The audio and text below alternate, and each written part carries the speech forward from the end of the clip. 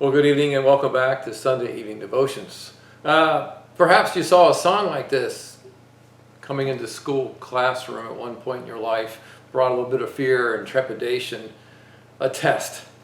And that relates to our story tonight. As you may remember, that Samuel had promised Saul when he became king that there would be a test, that he would have to wait and wait for Samuel to come to him. Well, that time had arrived. The Philistines had invaded the land of Israel and set up a garrison inside the inner part of the country, north of Jerusalem. And Saul had gathered together 2,000 men around him and another 1,000 men with Jonathan.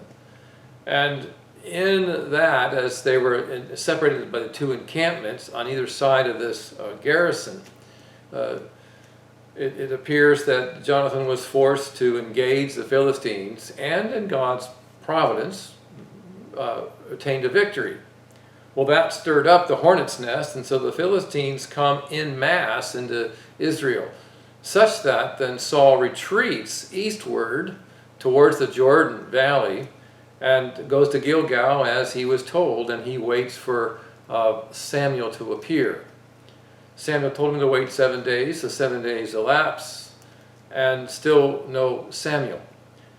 Saul is watching his army become depleted. He's down to some 600 men, and they're losing courage. The people see the army. They see what's going on. They have no faith then in God and God's provision. Many of them are even fleeing farther eastward. And we find that they're losing faith in Saul as well. Saul feels all this and feels pressured. And so finally he takes matters into his own hands and he offers the sacrifice. At that moment, Samuel appears. And so this is a reminder again that when we take things in our own hands, we will usually cause trouble for ourselves and for God's people.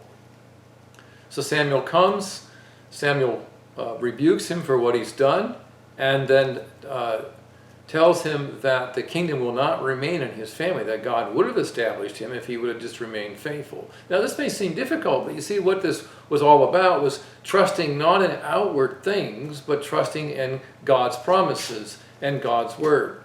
And this is the fault not only of Saul, but also the people. The people wanted a king like the nations, remember? But they wanted this king to make the decisions. They didn't want the responsibility. And so they gave all that to Saul, and they watched what was happening with the Philistines coming.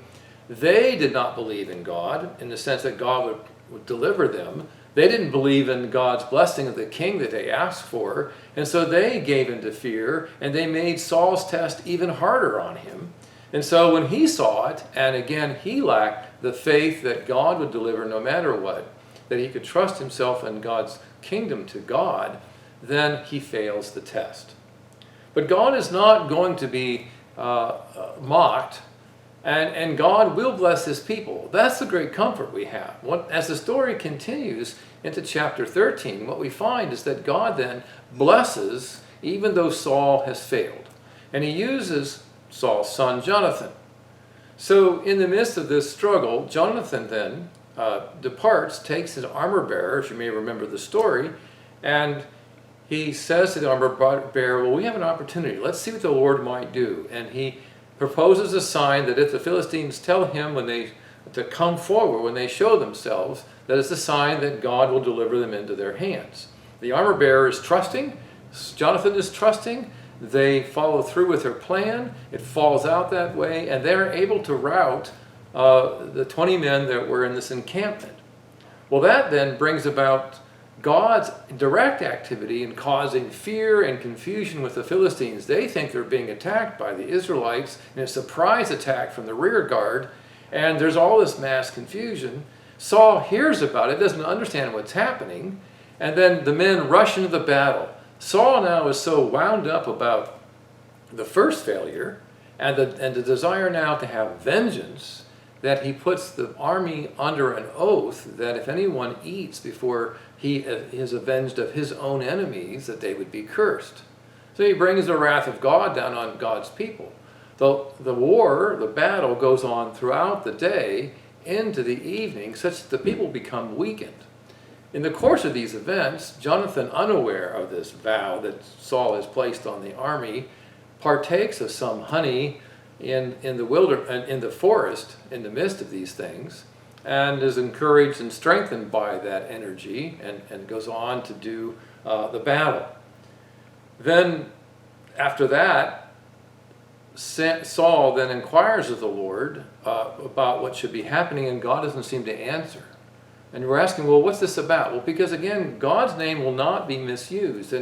And Saul is angry, and he talks about how he has put a curse on the people, and that God should be revered again. And so what happens is that God then reveals through the casting of the lots who the perpetrator of this crime of breaking the vow was. Well, it is Jonathan. And Saul vows that Jonathan should die. But the people say, wait a minute, it was through Jonathan that the victory was won. What's going on in this kind of a convoluted or confusing story is that Saul had misused his authority, misused God's name for his own benefit. God will honor his name, but he brings about this conflict, you see, because of what Saul has done, in a way, again, to test Saul. And what does he do? What we're seeing is that he's a religious man, he believes in God, he follows the law, and yet he keeps putting himself forward. He keeps acting irresponsibly and out of his own self-interests. And this is going to plague him through the rest of his life. He's not a man after God's own heart and putting God first. He believes in God, but he's putting Saul first. Well, this is the great sin, of course.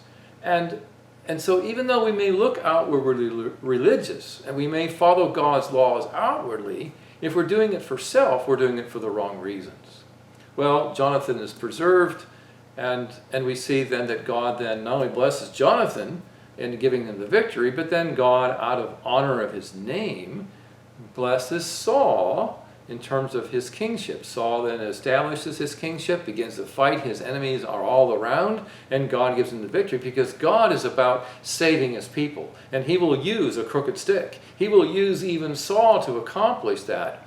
But all that we've seen up this point is to show the people the need for a king that would put God's glory, God's honor first. Well, of course, that's Jesus. That's the true king who would come, who would be after God's heart. The pre-example of that, the type of that, is going to be David, who will come shortly.